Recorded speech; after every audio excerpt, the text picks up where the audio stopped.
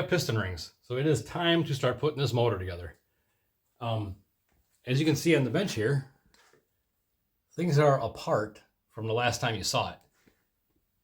I had a little mishap with some dirt. So I did completely tear everything back apart, re-clean everything, and now it's going back together.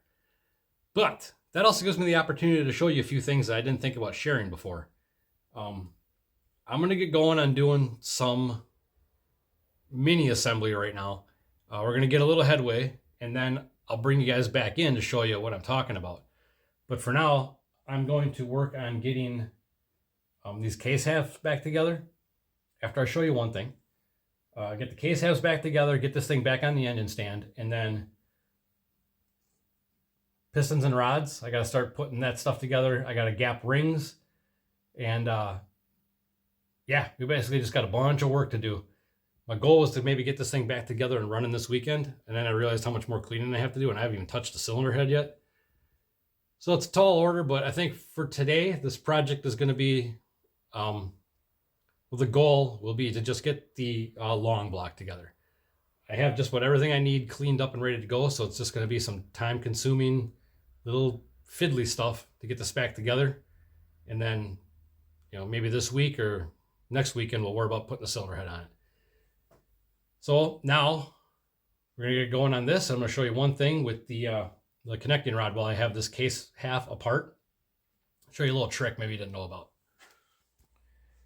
All right, before this all goes back together, I'm going to show you something real quick that I do, but it's easier to show you with the bottom half of the case is not on just yet. So obviously we're going to do our pistons and rods from the other side, but I have one of my rod caps here with the old bearing in it. I'm going to set this on this rod journal just to show you what we're talking about. So now, imagine this being, fully connected to the connecting rod, pistons in there. There's oil clearance in here. There's oil clearance in everything. So everything has room to actually move. See that little wiggle? Now, if I was to just go and torque these rod bolts down, it can actually twist that cap, and you're actually going to start compressing the bearing on opposite corners. Could cause an issue possibly.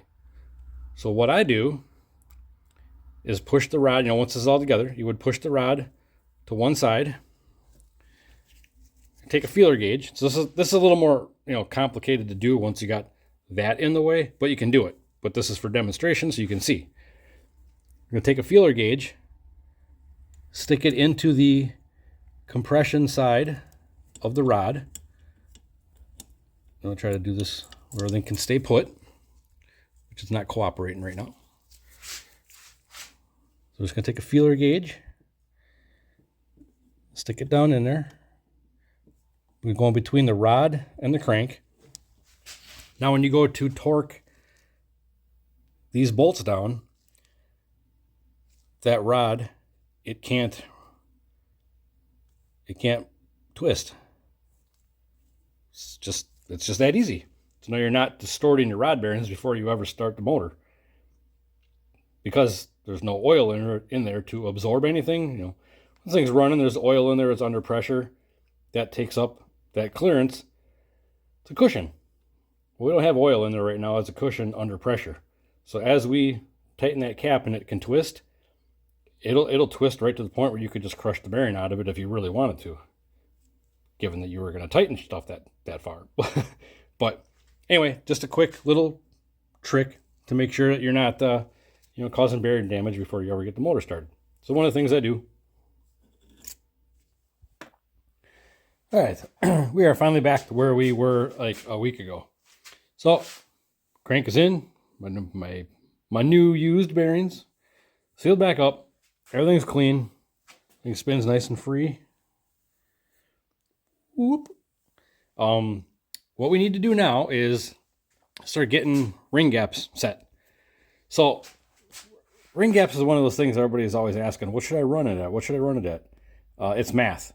All you gotta do is take a spec sheet if you got new rings, but this pretty much applies to just about anything.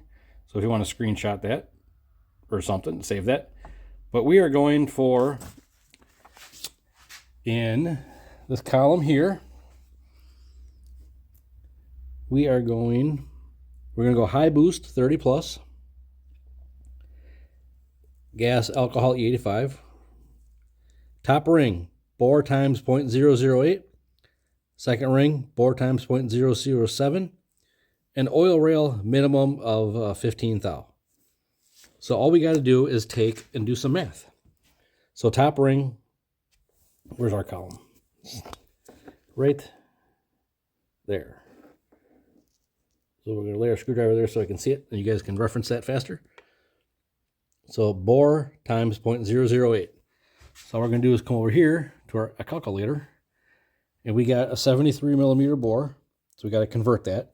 So 73 divided by 25.4 equals 2.8740. That's our imperial bore size. Times 0.008 equals 23 thousandths for the top ring. So we will write that down. So top will be 0.023. Now we'll go back and do the same thing. 73 millimeter bore divided by 25.4 equals 2.874 times second ring 0.007. 0.007 equals 20 thou. So we're going 20 thou on the second ring.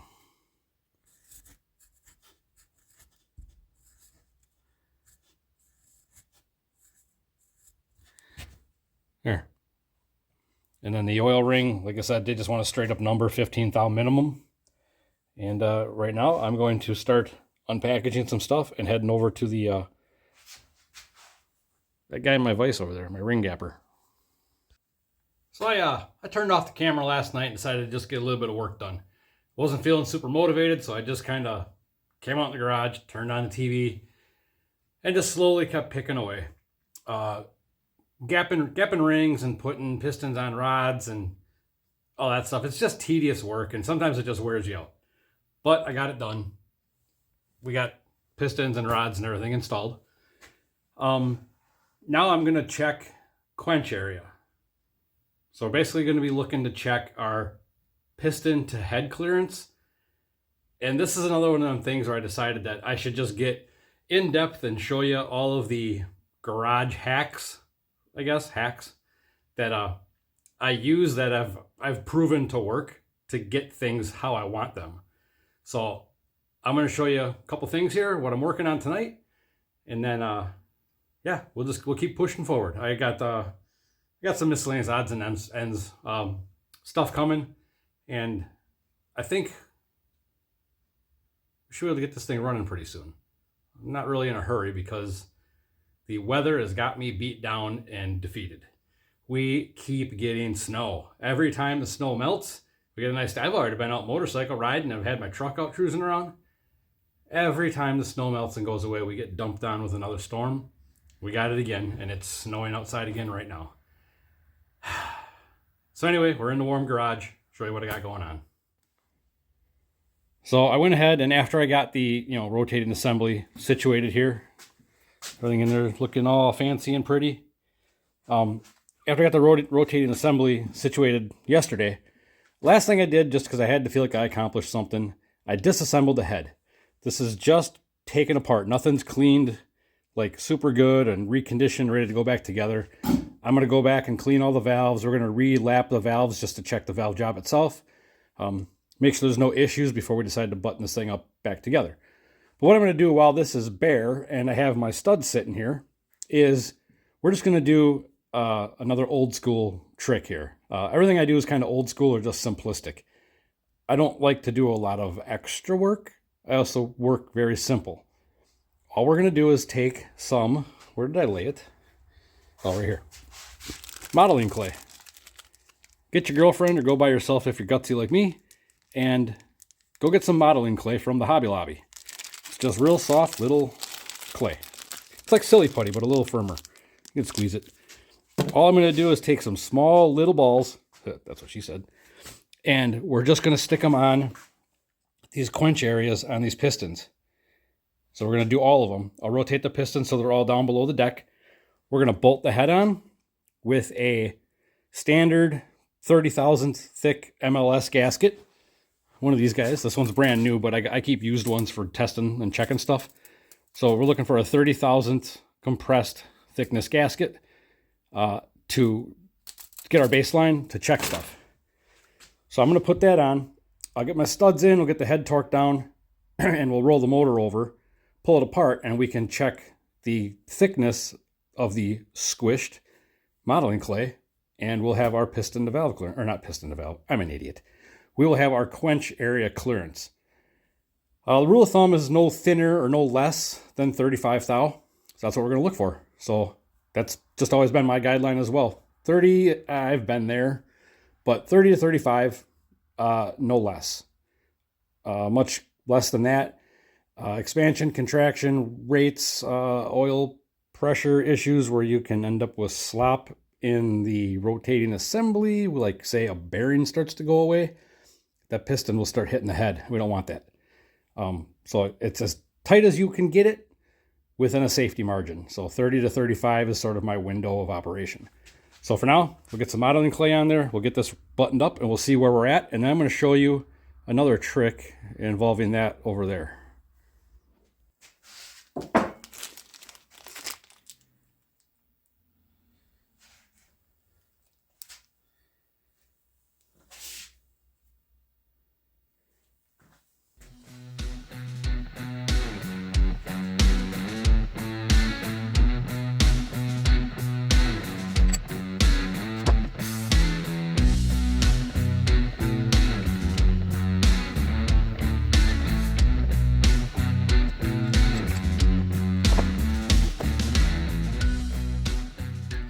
Okay, so I did my first go around. I did my check with a 30 thou thick gasket, and not quite where I want to be. Changing things up a little bit. This, I've surfaced these cylinders out. I've also surfaced that head out. Things are starting to get tighter, and I already run a 13.5 to 1 piston on a turbo motor. This is a high compression setup. So I still have to maintain that 30 to 35 thou quench clearance that I like. So with that said, this is where some old gaskets, because they're multi-layer and some layers are reusable. So what I'll do is take my new 30 thou thick gasket, and this is a previously used 60 thou gasket. Did you know that if you grind off these little brass rivets that hold the layers together, you can make a gasket as thick as you want to make it? And this is one of them deals that I've never shared in the past because people want to argue about what you can and can't do. I'm to the point that I don't care what anybody thinks you can or can't do because I've been doing it. There's a saying that goes, people not doing shit shouldn't talk shit about people doing the shit. Does that make sense? So anyways, this whole operation is just doing things experimentally and finding out what works. That's how I know I'm going to use parts of a used head gasket combined with a new head gasket, and I'm going to get an option that probably isn't necessarily available because I don't really look that hard. I just buy these 30 thousandths gaskets. Sometimes I got a couple 60 thou laying around from previous stuff. You can reuse these layers, and as long as you got a new one to start with, top and bottom, whatever. I don't even know if you necessarily need that, but that's just how I work. Start with a fresh one, and we're going to add some used layers to make it the thickness I want. So this is a previous top plate. We can reuse these stainless plates. Middle one's good. Another stainless, that's good. So you can mix and match, and I'm telling you, it works. Just saying. So if you can't get to 30 thou is a pretty common one. All motor guys, stock motor guys, sometimes they'll swap out to a thin 18 thou thick gasket to get a little more compression.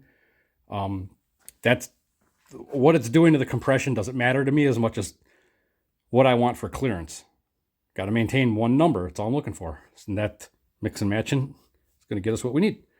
It's really that simple. Don't overthink certain things. Don't buy into the hype that everything has to be an exact way because that's the way it's always been done.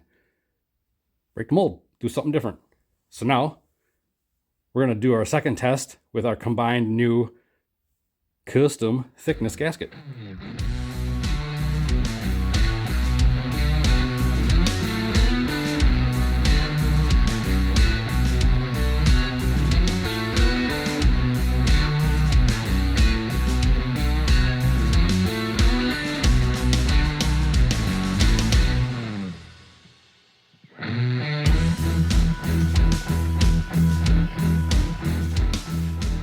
Got the head torque down. I only go to about 80%. We just want to make sure everything is compressed. All I'm going to do is rotate the crank because the pistons are all down at the same amount in the bore. Just going to put a wrench on here and we're just going to rotate the crank 180. We want everything to come up, get close to the head, and go right back down to where it was.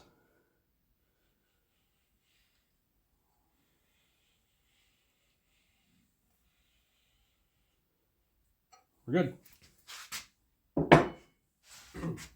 So I'm going to go ahead and pull the head off, and then we will look at our little Model-In clay blobs, and we're going to see how thick they are, and that'll tell us our quench area, you know, thickness or distance, however you want to call it, measurement.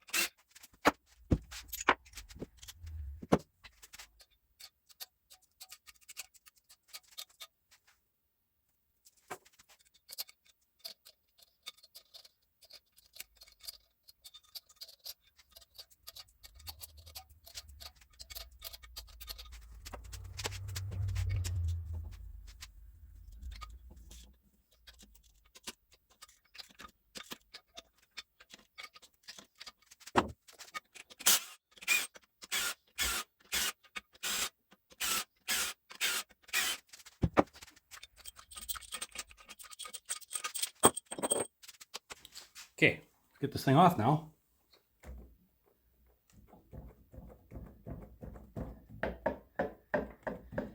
Yeah.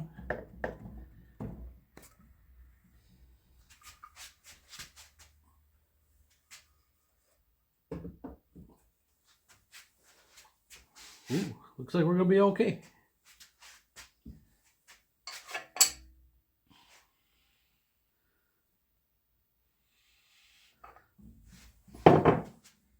Get a little bit of oil wiped off so we got a clean surface yet. I hate having oil and crap sitting on everything.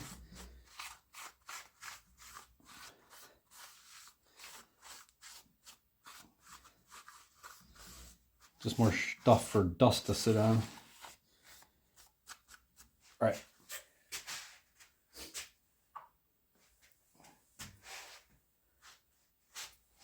Oh, here we go.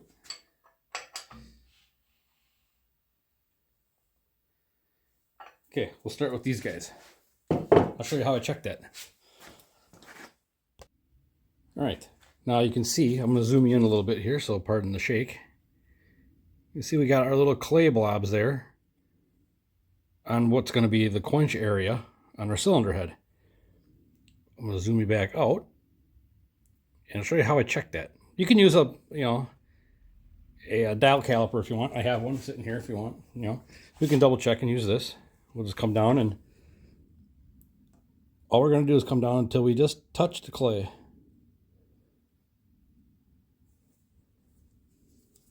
I'm trying to do this one-handed. Please hold.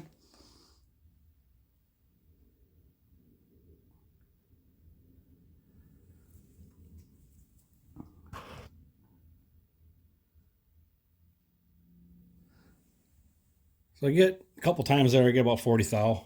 Okay. Or you can go this route and use a digital depth mic. This is a real simple one. This is more or less for like checking like tire tread depth, but it's actually accurate to within a thou, and that'll be fine for what we're doing. And it's real simple, easy to use. All we're gonna do is we'll zero it out, turn it on. We're at 0. We get a little probe sticking out a little ways, And then we just want to come down until we touch that clay. And what I like is it's got a nice big flatter area on the bottom than the depth mic, or I'm sorry, than the dial caliper does.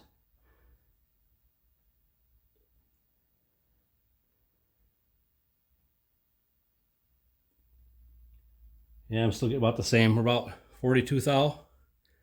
So we're in the neighborhood of where I'd like to be. This is definitely a safety window I don't mind being in here.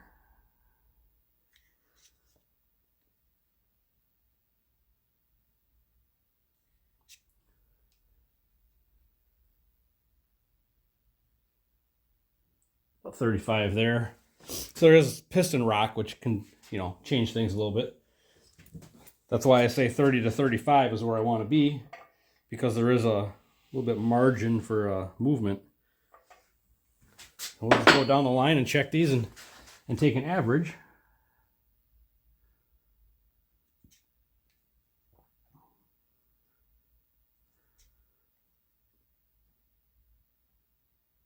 About 40 on that one. 40 there. 36. This one, you can even see where I'm working. Yeah, this clay is actually stuck on the cylinder head, so we can measure that one over there. We'll check the last one here. So far, I mean, if it looks like I'm rushing through this, because I kind of am, I know what I kind of will accept, and we just have a window we want to be in. Double check our 0. We're good there.